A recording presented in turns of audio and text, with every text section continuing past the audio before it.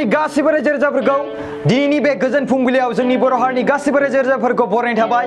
दिनैनि बे गोजोन फुंबिलियावहाय गोबां गेदेर सोंथि मोनब्रै सोंथि आं नोंथांमोननि सिगाङाव फोरमायनो सानदों। फार्स्ट नाम्बार 1 गिबियावहाय जाहैबाय BSS एबा बर' थुनलाइ आफाद बा बड' साहित्य सभानि फेसबुक पेजआवहाय नै दासिमबो मोनसे पस्ट ओंखाराखै। जोंनि बर' राव बा बर' थुनलाइ आफादा दासिमबो बे बर' रावा जे आसाम स्टेटआव अफिसियेल लेंगुवेज बा अफिसियेल राव जानो थांगासिनो दं एबा जाबाय बे बाथ्राखौ लानानै दिनैसिम दासिम बे समसिम बर'नि आफाद बा बर' थुनलाइ आफाद बा BSS आव दासिमबो बरायनाय नुनो मोनाखै। बे मोनसे सोंथि जे बिथांमोना मा बर' हारिनि राव जे अफिसियेल लेंगुवेज बे राव जाबाय बेखौ आसाम स्टेटआव जानायखौ बिथांमोना बेखौ नुनानै बेखौ गनायथि गैया नामा बा बिथांमोना गोजोननाय गैया नामा? बे मोनसे गोबां गेदेर सोंथि।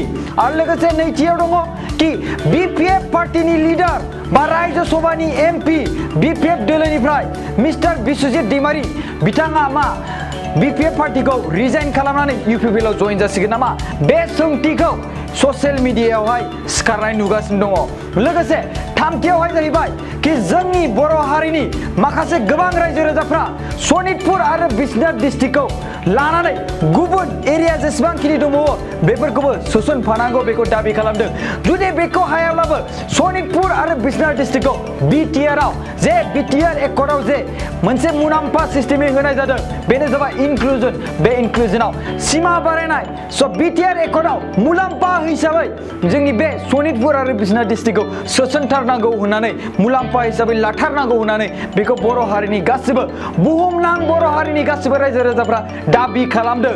खौसेथि जानानै कमेन्ट होदों। फेसबुक ससियेल मिडिया गासिबो भाइरेल जागासिनो दङ। मिथिं दावथिं गासिबो रिजन बा जेसेबांखिनि धोरोम बा स्कुल टिचार फोरोंगिरि जेसेबांखिनि गासिबो खौसेथि जानो फैगासिनो दङ। आरो लोगोसे मोनसे मोजां मोनसे बाथ्रा बेबो मोनसे सोंथि महरै ओंखारदों बे जोंनि BM सोदोब चेनेलनिफ्राय जे जेसेबांखिनि बर' हारिनि गेजेरावहाय दिनैसिम खौसेथि लाबोनो नाजागासिनो दं बे फेलें जागासिनो दङ। दिनै बैफोर आफादफोरा जायफोर खौसेथि लाबोनो थाखाय नाजादों बैफोर आफादफोरखौबो दिनै पलिटिकेलाव इनभल्भ जानाय नुहुरलांगासिनो दङ। जायनि जाहोनाव दायो जोंनि बर' हारिनि माखासे रायजो राजाफ्रा बैफोर ससियेल सार्भिस होग्रा बा हारिनि खामानि मावग्रा बा समाजारि खामानि मावग्रा बैबायदि आफादफोरखौ फोथायनो गोब्राब जालांगासिनो दं।